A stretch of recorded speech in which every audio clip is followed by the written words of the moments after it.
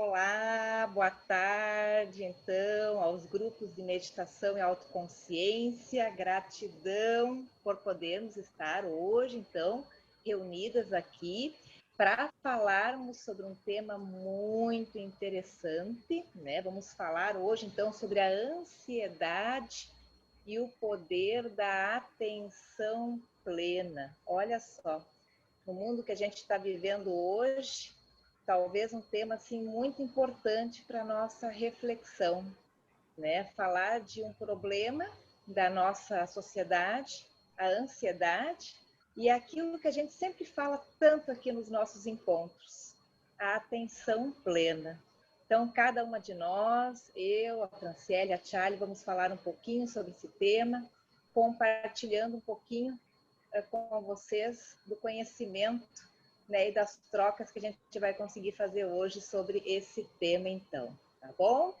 Charlie, acho que começamos contigo, então, a falar da ansiedade e o poder da atenção plena. Sim, eu vou falando aqui, mas eu acho que realmente vai ficar com esse problema do vídeo ali interrompendo. Eu não sei o que está acontecendo, mas enfim. Tu começa expondo a apresentação nossa, Fran? E aí eu Estou sigo. só pegando ela aqui.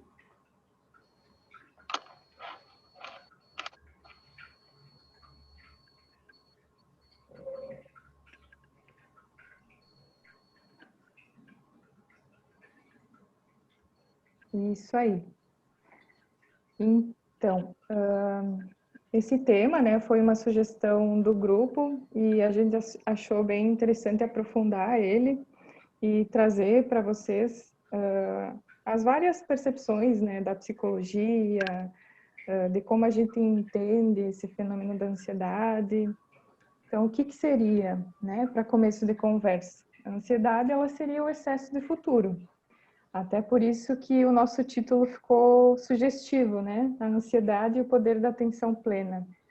Porque a ansiedade, ela seria justamente aquele momento em que a nossa mente, ela se desprende do momento do agora, né? E aí a gente começa a alimentar a nossa mente com pensamentos aleatórios, dos mais diversos tipos, mas é quando a gente foge do momento presente, quando a gente foge do agora.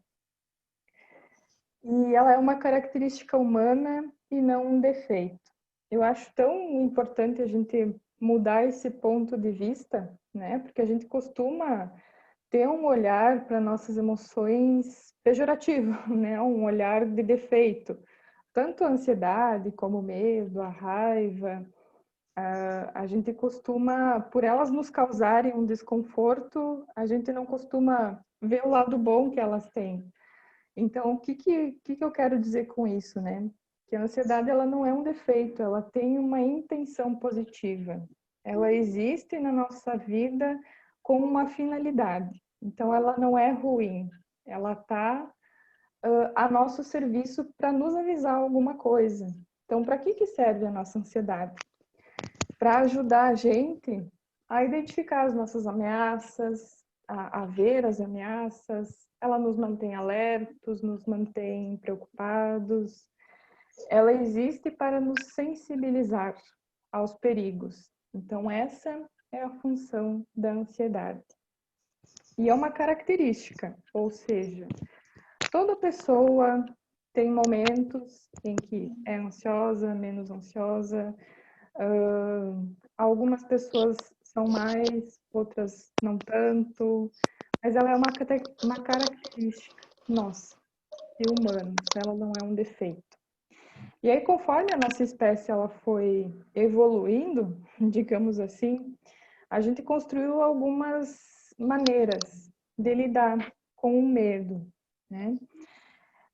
Aqui a gente colocou 3 delas: lutando, fugindo ou congelando. A luta, a gente pode comparar aqueles eventos de estresse que a gente tem, que a gente fica com uma carga muito grande de uma energia no nosso corpo e aí a gente, né, fica num nível de estresse muito grande.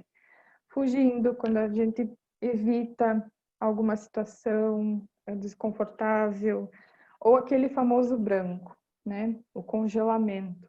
Então, de acordo com algumas situações da nossa vida, basicamente a gente tende a ter ou esses três ou um que predomina mais no nosso comportamento.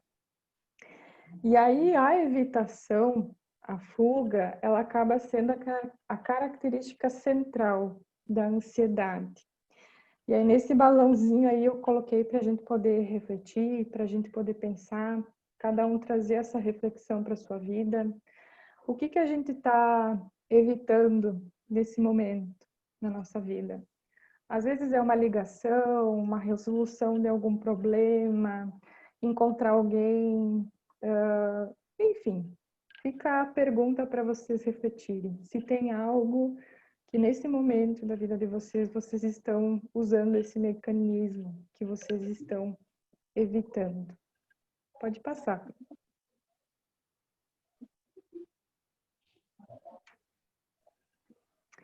E aí, como é que a gente lida com isso, né? Um dos caminhos é o autoconhecimento, né? A gente procurar identificar e conhecer qual que é o nosso padrão de comportamento, ou qual deles que predomina mais dentro desses três que a gente falou, de lutar, fugir ou congelar, como a ansiedade ela se manifesta em você. Essa é uma maneira assim da gente poder se autoconhecer e lidar com a verdade do momento, com aquilo que vem e sentir compaixão por si a partir dessa verdade.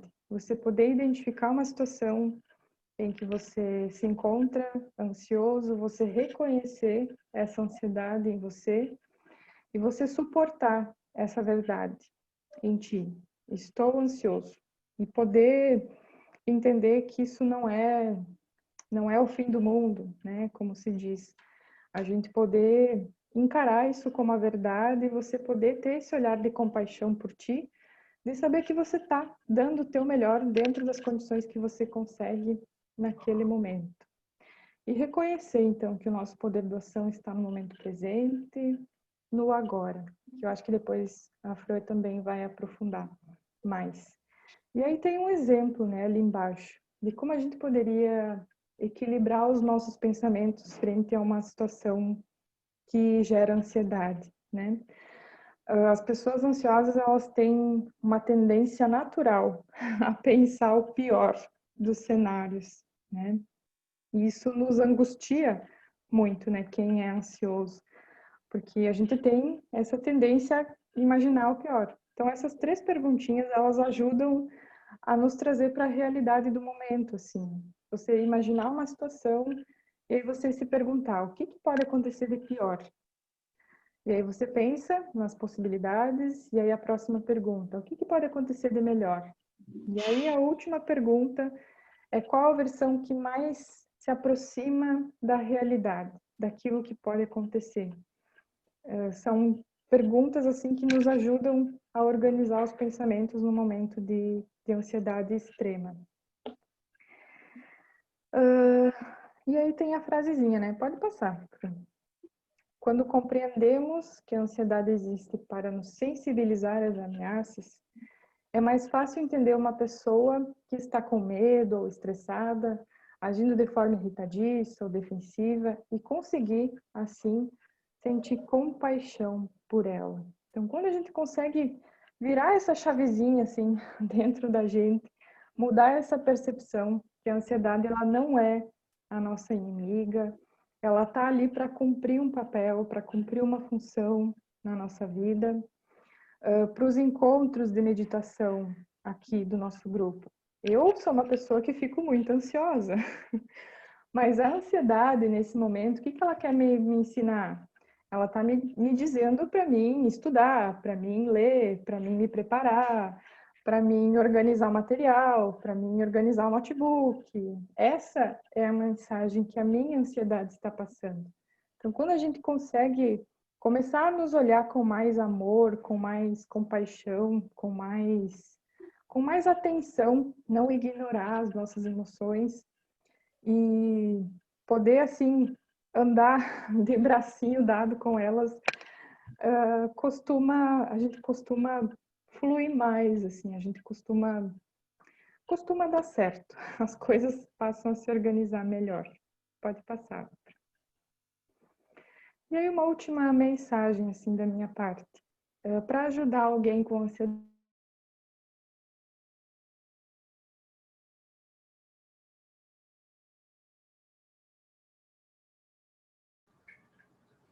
Acho que travou, né, gurias? Sim, acho que travou o som da colega. atenta, Voltou. que você apoia ela, mas não fazer as coisas por essa pessoa. Isso é importante. Porque às vezes a gente se empolga, né? E na tentativa de querer ajudar, a gente acaba fazendo. E não é essa a ideia. O importante é reforçar as habilidades daquela pessoa e mostrar que ela tem condições, sim, de lidar com aquela situação. E que se ela precisar, você vai estar ali do lado dela. Apostar nas habilidades, no potencial que temos de lidar com as adversidades e acreditar na divindade que habita em você. É isso da minha parte, acredito eu. Muito bem, então, dando continuidade à fala da colega, mas antes até, né, um comentário, o meu amor e a minha gratidão por esse trabalho sempre são tão intensos, é um trabalho tão gratificante que mesmo estando hoje em férias, tá, gente? Eu estou em férias, estou aqui em casa, mas não pude deixar de querer participar, mesmo estando em férias. Então, hoje não profissionalmente aqui, mas a título como voluntária, então, participando desse trabalho tão maravilhoso. E, bom, talvez pegando um pouco o gancho no que a Charlie estava falando, né? Até nós também estamos trazendo esse tema aqui em muitos momentos. Também ficamos ansiosos, né? Preparar um trabalho para nós também é um desafio estarmos ao vivo, né? Falando através de uma rede social também, enfim, dessas mídias, né? Também é um desafio, sente a necessidade de ter que se preparar, ter que estudar bastante também como uma forma, né, de lidar com a insegurança, com alguma coisa que poderia vir a se manifestar. Mas, enfim, então, a gente pode assim, pensar a ansiedade e o medo, que nem a própria Charlie falou, como sentimentos que fazem parte da nossa natureza e são sentimentos que estão aí também como mecanismos de defesa, né? O medo, a ansiedade nos defendem de muitas situações, nos permitem também estabelecer um limite entre aquilo que é possível para a gente fazer, entre aquilo que daqui a pouco poderia ser perigoso, né, para a gente, e estabelece um limite, né, o medo e a ansiedade. Mas quando esse medo, quando essa ansiedade, eles saem, vamos dizer assim, de um patamar de normalidade e começa a se manifestar em situações que não representam uma ameaça real, né? Aí a gente pode pensar, então, essa ansiedade, esse medo, de uma forma disfuncional, então, de uma forma patológica, em alguns casos, que requer, inclusive, né, às vezes, auxílio, né, profissional também, enfim. Mas é muito importante a gente pensar, que nem a Charlie colocou, talvez as respostas que mais ocorram é a evitação, né, a fuga ou congelamento, que seriam formas passivas de você experienciar esse sentimento de medo fora do controle, né? Você acaba ficando subjugado a esse sentimento. E mesmo que a pessoa tenha consciência de que não há um perigo real, lá dentro da sua mente, lá dentro do seu pensamento, né? Ficaram cristalizados pensamentos automáticos, muito provavelmente, talvez, decorrentes de algum episódio anterior, no passado da pessoa, alguma coisa, algum momento que tenha despertado nela alguma angústia real, né? Alguma situação que se colocou frente à pessoa no passado em que ela não conseguiu de fato lidar, se sentiu com medo, se sentiu insegura, né? E aquele pensamento, aquele sentimento foi tão forte, talvez tenha sido tão traumático, que cristalizou na mente da pessoa, né, o pensamento automático de sempre se repetir, né, essa possibilidade de se sentir ameaçado, mesmo que não seja uma ameaça real, mesmo que seja uma ameaça a nível imaginário na mente da pessoa. Mas realmente faz uma grande diferença a gente vivenciar isso de uma forma passiva ou a gente começar a tentar vivenciar essas situações de ansiedade de uma forma ativa. O que eu quero dizer com isso?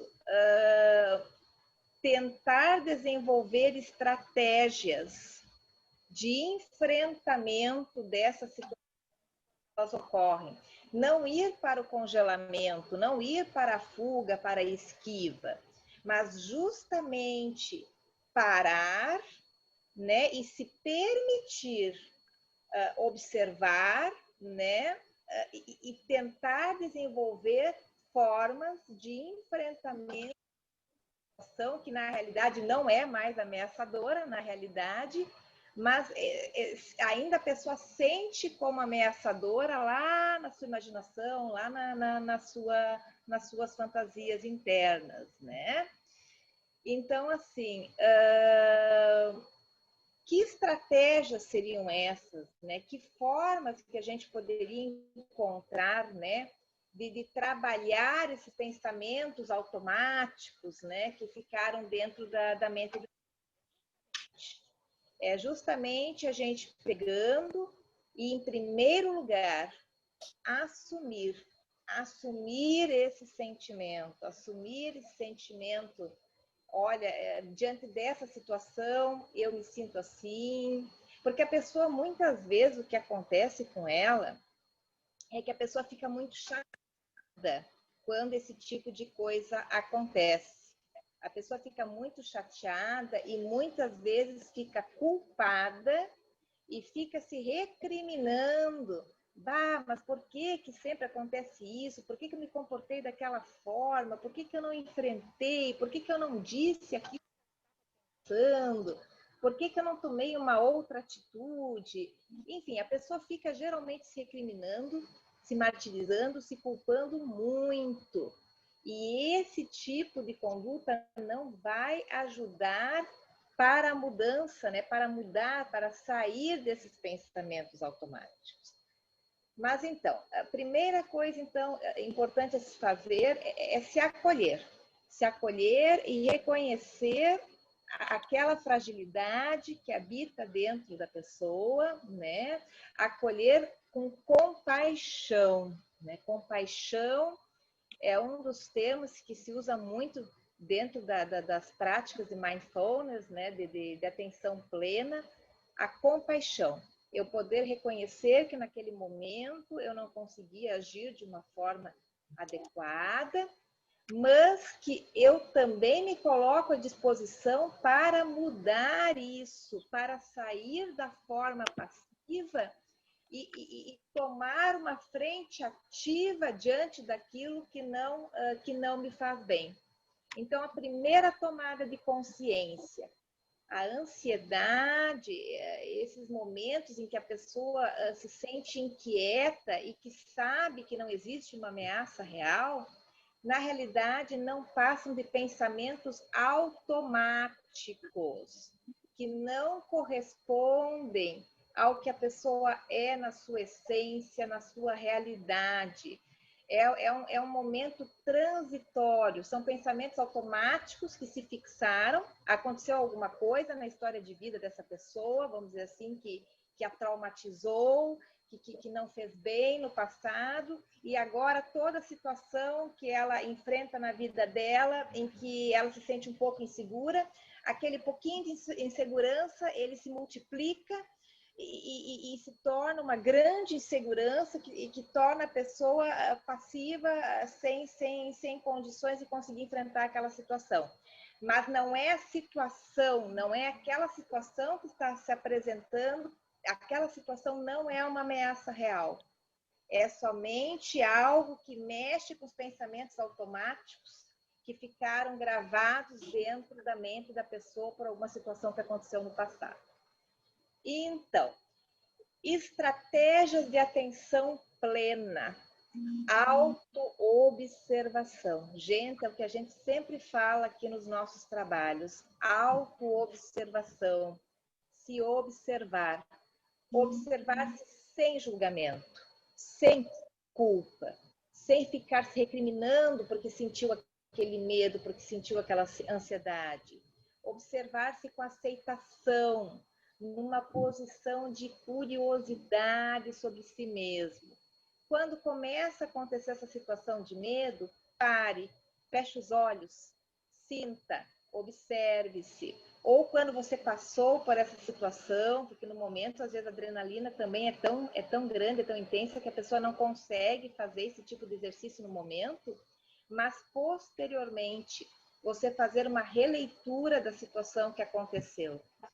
A partir da autoobservação é possível verificar melhor os pensamentos automáticos que despertam a inquietude, conhecer quais são os milímetros desses pensamentos, o que neles mais provoca ansiedade, o que nesses pensamentos mais provoca, né, desperta angústia.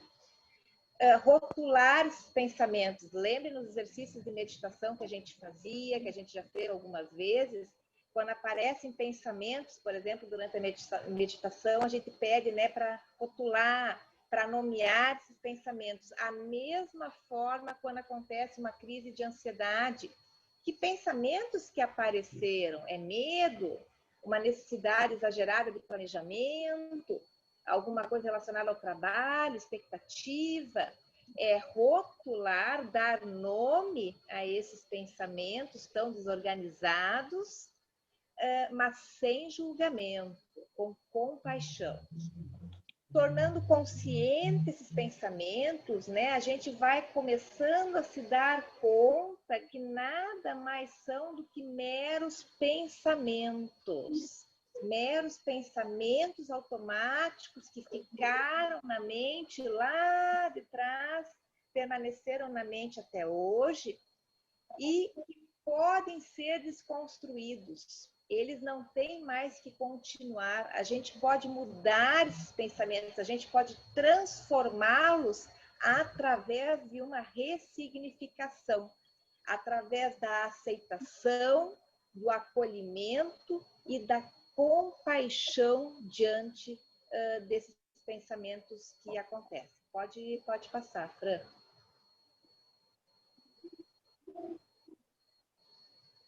Pode passar o slide. Pode passar. Podendo, então, ver a ansiedade, né, como um padrão que, na realidade, é um padrão automático, né, de repetição, de adaptação, e nós vamos percebendo que é possível, né, lidar e mudar esses pensamentos, né? A gente pode mudar. Não é porque a gente passou por uma experiência lá atrás que não nos fez bem, que talvez tenha nos despertado alguma angústia que a gente não tenha conseguido lidar naquele tempo, que hoje a gente não possa transformar, que a gente não possa ressignificar de uma outra forma, percebe? E no final aqui do nosso trabalho hoje, nós vamos inclusive fazer uma meditação, na realidade, que é um exercício para trabalhar com pensamentos negativos, com coisas ruins, que despertam, né, essa coisa também no corpo da gente, porque a ansiedade tem uma característica muito particular, que quando você sente, ela não é só a nível mental, ela causa taquicardia, ela causa sudorese, ela causa aquele aquele friozinho nas mãos, né? Que às vezes as pessoas estão suando, né? Suando frio nas mãos. Então, a gente vai ter um exercício no final, um pouquinho, para fazer justamente um trabalho com a mente e com o corpo diante de pensamentos difíceis. Tá bom, gente? Acho que da minha parte é isso. Ok. Então, pense a ansiedade de quem está vendo aqui que o Zoom vai nos atrapalhar daqui 6 minutos. Ok, vamos lá. Vamos ver o que é possível, tá?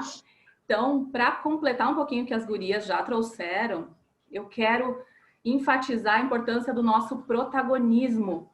Nosso protagonismo nesse processo de transformação e de cura. Seja do que for, inclusive da ansiedade, né? Então, para falar sobre isso, eu trouxe o Deepak Chopra, tá? Ele é um grande nome da física quântica. Então, na física quântica, a consciência é tudo, né? A consciência antecede tudo. Toda a matéria, né, que chamam de partícula, é antecedida pela onda, consciência, algo inteligente, energia. Então, ele fala que para mudar a nossa vida, a nossa realidade, a gente precisa mudar a consciência. E ele nos fala o seguinte: em qual estado de consciência a gente anda mais?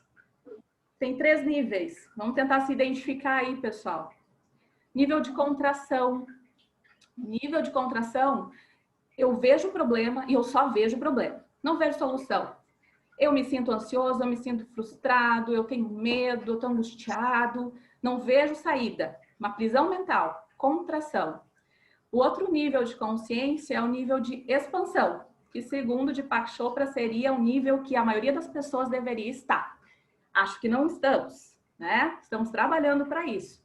No nível de expansão de consciência, a gente já vê além. É como se eu subisse, né, mais alto do que o problema e eu visse mais do que aquelas bordas do problema, né? E nesse ponto eu começo a ser auxiliado, eu começo a ter pessoas que vão me ajudar, eu começo a ter insights, a criatividade, né? Quando eu saio dessa visão restrita.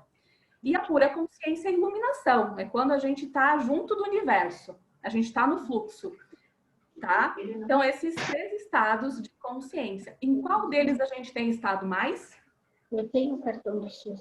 E ele fala o seguinte, nos dá uma chave importante, gente, que é a chave da espiritualidade. Deixa eu só aqui. Da espiritualidade, para que a gente mexa com a consciência. Ele diz que é uma espiritualidade, gente, livre de dogmas, né? De religião, uma espiritualidade tua. E essa espiritualidade, ela envolve autoconsciência, que é isso que as gurias falaram até agora, né? A gente se conhecer, se perceber, a gente sentir que a gente tem uma realidade superior, tanto funcionando dentro da gente, quanto fora, nos conectando com tudo. Então, nesse momento, a gente começa a perceber mais coisas, ver mais coisas, estar mais aberto. E lembrando que a gente já trouxe em uma dos nossos encontros, que é o Poder do Agora, né? O livro Poder do Agora. Então, ele traz que muitas vezes a gente está procurando as resoluções fora da gente. Sendo que onde está? Ele diz que tudo já existe dentro de você, que é dentro do teu ser. O ser sendo a nossa alma, a nossa essência, nosso eu sou, que a gente fala tanto, né? E quando a gente encontra isso, a gente se sente conectado com a gente, com o todo, com todos. E quando que a gente encontra esse tesouro? É quando a gente consegue acalmar a nossa mente e trazer a nossa presença para o aqui e agora. Esse é o exercício e é um treino trazer a presença. É comer e sentir a comida, é sentir o banho, a água correndo no teu corpo, né? É se permitir, talvez, ficar um pouquinho longe das mídias sociais, ficar quietinho, te conectar contigo, né? Não com esses meios sociais, te conecte um pouquinho mais contigo. E quando a gente faz isto, a gente começa a se perceber além dos pensamentos, além das emoções. Aí eu sou o observador. Mas como a Elisa falou antes, um observador que não julga. Quem julga é a mente, tá? Eu só olho. E quando eu faço isso, só olho, sem julgar, aí eu tô tirando a força que eu dei para o meu mental. E esse ser que ele fala, é esse ser que vai começar a agir amorosamente, com compaixão, né? Com perdão, auto-perdão. E é a partir daí, então, que a gente muda essa consciência e que a gente consegue o que a gente quiser transformar na nossa vida. E para finalizar, quase Rubinho Barrichello, existe ainda? Não corre mais, né? Schumacher, também não, mas enfim. Vamos lá, vamos finalizar. Obrigada, Elisa. Uma chave, vou deixar então para vocês uma chave para trazer a gente para o agora. Simplesmente respirem. Respirem conscientemente. Tragam a consciência de vocês para a respiração. Percebam como muda a respiração quando a gente está ansioso, agitado, ou quando a gente está tranquilo. E quando eu conscientemente observo a minha respiração, eu vou acalmando, eu vou aprofundando ela e vou mexer com todo o meu sistema hormonal do meu corpo, que vai me acalmar, que vai diminuir os meus pensamentos negativos, as minhas emoções negativas, e eu vou relaxar. Certo? Então, fica essa dica, fica essa chave. Beleza? Então, gratidão para quem nos acompanhou nessa reflexão. Espero que tenha feito sentido para vocês. E que quem não participou ainda do grupo, sinta-se convidado a participar. É só olhar na nossa página que a gente passa as informações. Tá bom, pessoal? Vou encerrar um pouquinho aqui.